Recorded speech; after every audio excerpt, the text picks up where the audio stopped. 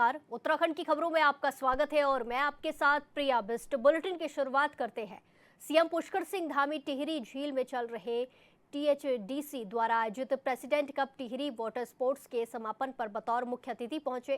CM Dhami ने यहां पर चल रही कयाकिंग और कैनोइंग प्रतियोगिताओं को देखते हुए प्रेसिडेंट कप के विजेताओं को सम्मानित किया।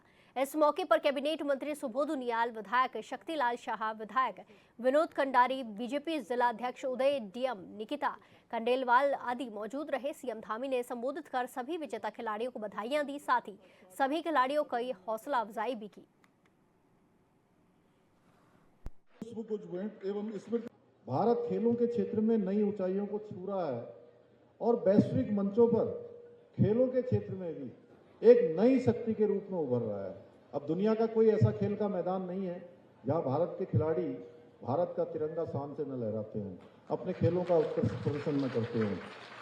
खेलों को लेकर पहले देश में इस तरह का माहौल था कि लोग कहते थे कि 140 करोड़ जनसंख्या का देश, खेलों के प्रदर्शन में कोई उपलब्धि नहीं बल्कि शून्यता रहती है। परंतु आज आदरणीय मोदी जी के नेतृत्व में इस धारणा को बदल के रख दिया है। किसी देश में खेलों का इकोसिस्टम कितना बेहतर है, कैसे खेलों का इकोसिस्टम काम कर रहा है, वो इस बात से पता लगता है कि ओलंपिक में देश की तरफ से क्वालिफाई करने वाले खिलाड़ियों की संख्या कितनी अधिक है। 2012 में लंदन में हुए ओलंपिक के लिए भारत के 83 एथलीट क्वालिफाई हुए थे, लेकिन मोदी सरकार के रहते हुए ओलंपिक रियो जेनेरियो में 2016, टोक्यो 2020, ओलंपिक और पेरिस 2024 ओलंपिक के लिए क्रमशः 117, 126 और 117 खिलाड़ियों ने क्वालिफाई किया।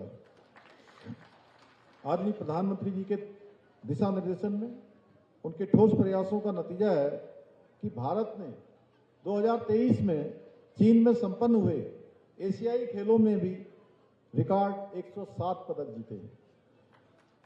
आज आदरणीय प्रधानमंत्री जी के मार्गदर्शन में नए जोश के साथ भारत 2030 में अहमदाबाद में कॉमनवेल्थ गेम्स की मेजबानी करने जा रहा है, जो हमारे देश के लिए एक बहुत बड़ी उपलब्धि है। आदरणीय मोदी जी का खेलों के प्रति प्रेम का अंदाजा इसी बात से लगाया जा सकता है कि उनके नेतृत्व में आज खेलों का बजट पहले के मुकाबले 1 गुना नहीं, 2 गुना नहीं, बल्कि 3 गुना बढ़ गया है। भाइयों बहनों,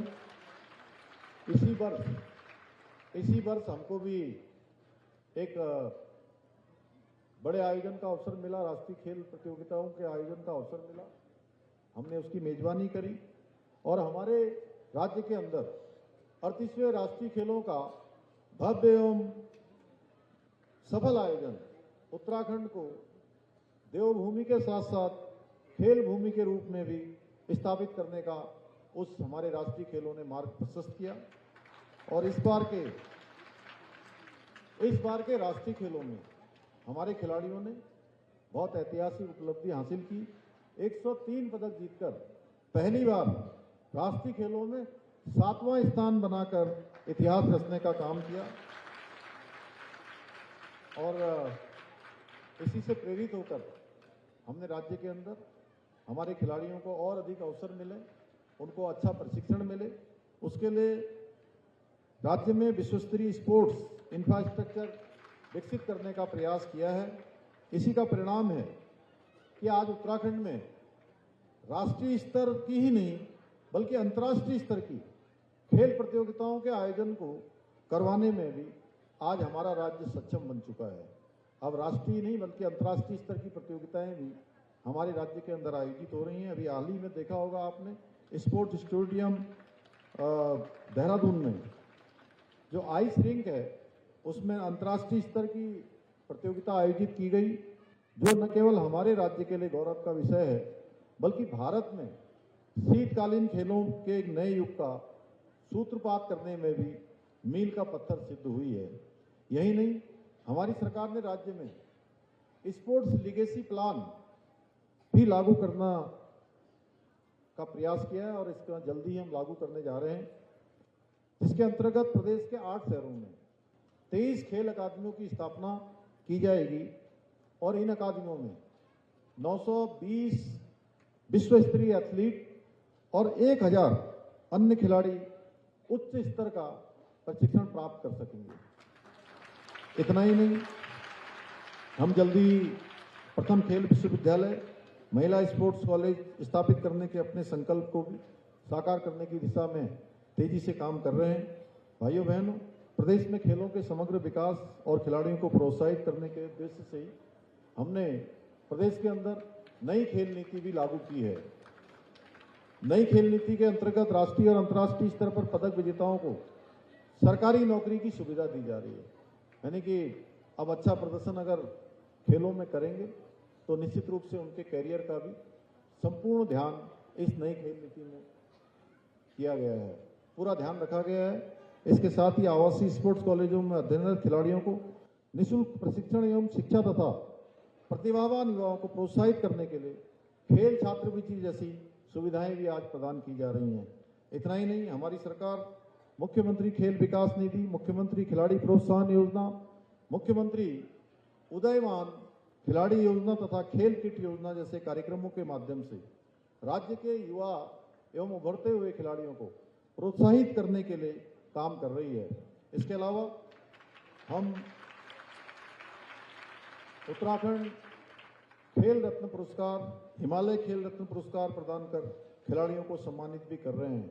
इसके साथ ही हम राज्य की खेल प्रतिभाओं को निखारने के लिए, प्रशिक्षकों को सम्मानित करने के लिए देवभूमि उत्तराखंड द्रोणाचार्य अवार्ड भी प्रदान कर रहे हैं। यह भी हमने प्रारंभ किया है।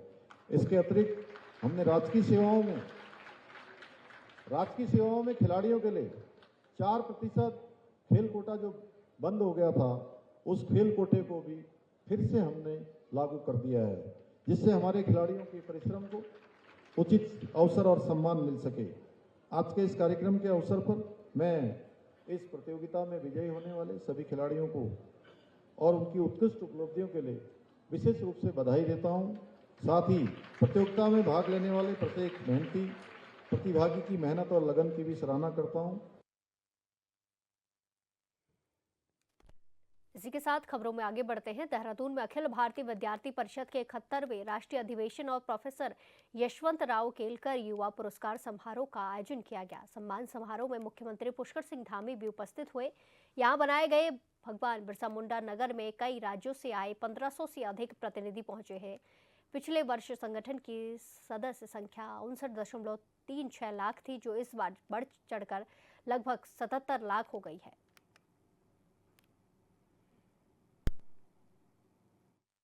भारत में सांस्कृतिक पुनर्जागरण, सामाजिक समरसता, राष्ट्र गौरव और राष्ट्रनिष्ठ सेवा की ऐसी दिव्य धारा प्रवाहित की, जिसने देश के कोने कोने में राष्ट्रीय चेतना की अखंड ज्योति को प्रज्वलित करने का काम किया है। और संघ की दिव्य धारा से ही 1949 में अखिल भारतीय विद्यार्थी परिषद का निर्माण हुआ, अखिल भारतीय विद्यार्थी परिषद की स्थापना हुई।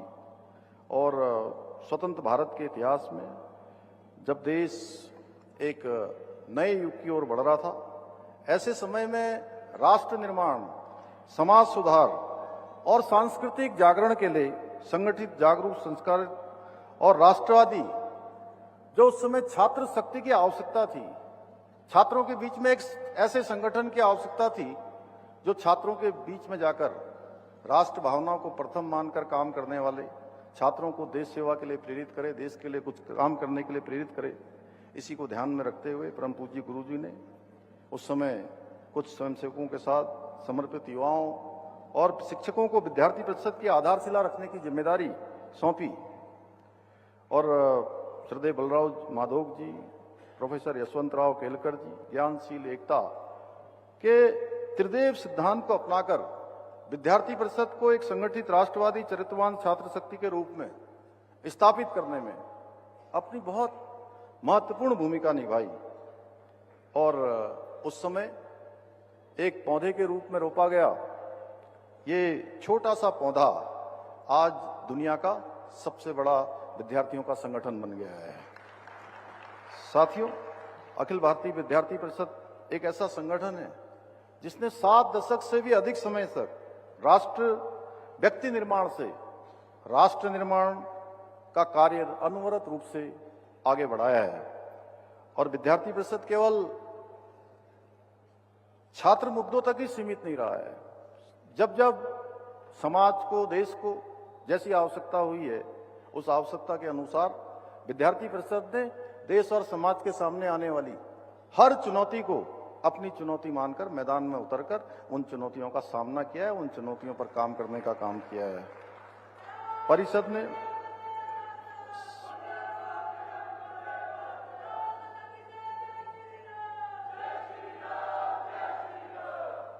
ने छात्र शक्ति को जागृत, संगठित और संस्कारित करने का कार्य किया है ताकि वो चरित्रवान, कर्तव्यनिष्ठ और राष्ट्रभक्त नागरिक बनकर देश की उन्नति में अपना योगदान दें।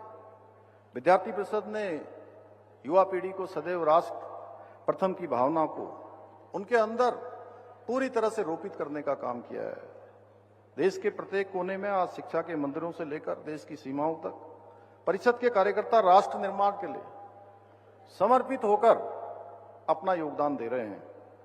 और परिषद एक ऐसा संगठन है जो विद्यार्थियों के बीच में रहकर उनमें समाज, राष्ट्र के सम्मुख आने वाली चुनौतियों को अपना मानकर डट कर मुकाबला करने के लिए इस भावना को विकसित करने का काम कर रहा है। जब भी समाज को, राष्ट्र को, छात्र छात्राओं की जरूरत पड़ी है, तब विद्यार्थी परिषद ने ढाल बनकर चुनौतियों का सामना किया है, देशव्यापी आंदोलनों का नेतृत्व किया है। और इसी वर्ष हम लोगों ने आपातकाल के 50 साल पूरे होने के संबंध में पूरे देश भर के अंदर अनेक कार्यक्रमों का आयोजन किया। आपातकाल के समय में विद्यार्थी परिषद की भूमिका भारतीय लोकतंत्र के इतिहास में सदैव स्वर्ण अक्षरों से अंकित की जाएगी। हजारों कार्यकर्ताओं ने जेलें भरी, यातनाएं सही, अंधकार के उस काले दौर में भी, लेकिन लोकतंत्र की लौ को कम नहीं होने दिया, उसको बुझने नहीं दिया। विद्यार्थी परिषद ने बीते 7 दशकों में विद्यार्थियों को शिक्षा, संस्कार, स्वावलंबन प्रदान करने में बहुत महत्वपूर्ण भूमिका निभाई है। परिषद ने अपने स्थापना काल से ही समाज और राष्ट्र हित में बड़े परिवर्तन लाने की अद्भुत अग्रदूत के रूप में हमेशा काम किया है। चाहे स्कूल हो, कॉलेज हो, विश्वविद्यालय हो, परिषद के कार्यकर्ताओं ने छात्रों के भीतर राष्ट्रवाद की अलग को जगाने का अतुलनीय कार्य किया है।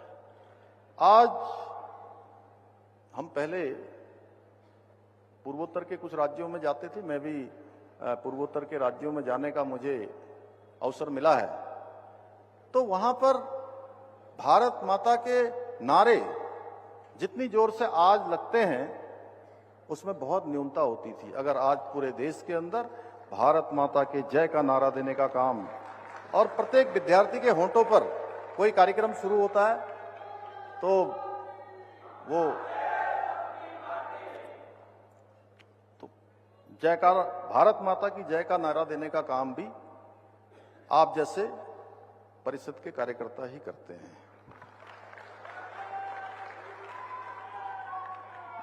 और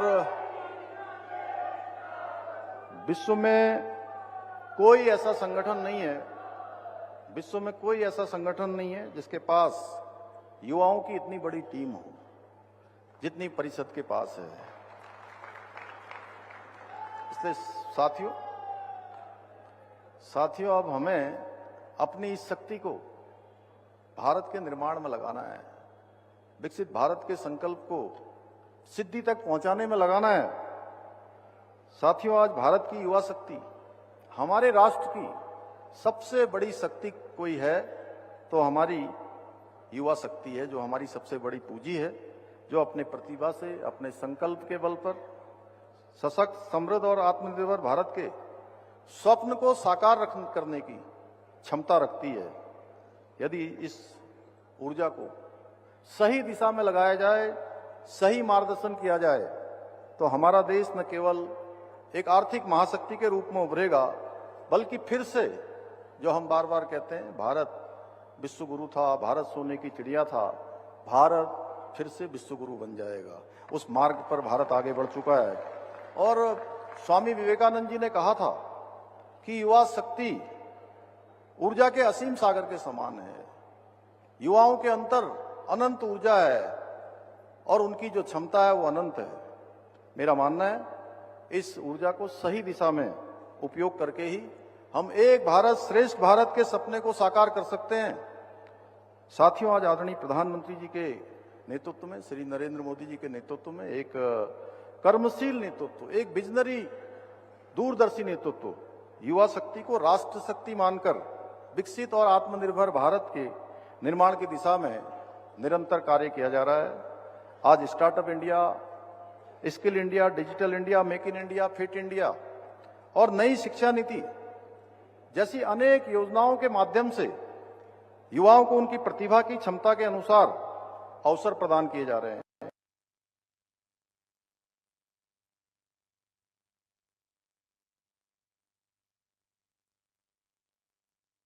बने रहिए हमारे साथ।